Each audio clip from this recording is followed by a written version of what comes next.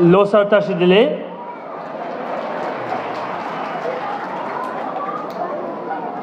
Nie Ming la Arif yin.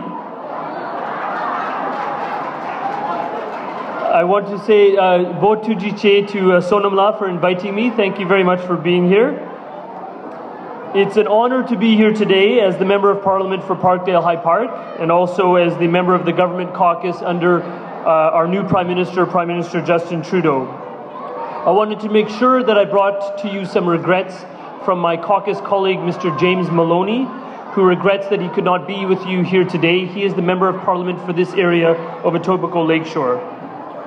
As has already been mentioned, I'm pleased to report back to you that we have already started the Parliamentary Friends of Tibet Association. We had our, thank you.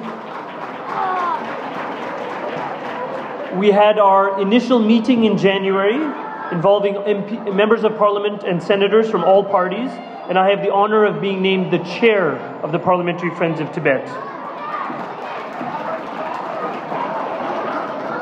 And I can assure you that the Parliamentary Friends of Tibet will continue to raise issues that are important to Tibet and to the Tibetan diaspora and get to work on addressing those issues, carrying on the good work that had been done by people like former Senator Kondinino.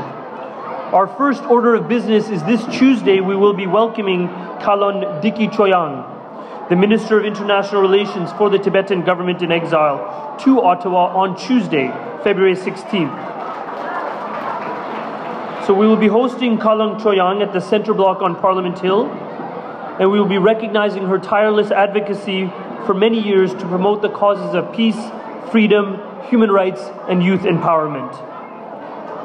I can also tell you, and this will come as no surprise, but we will be continuing with the internship program for Tibetan youth.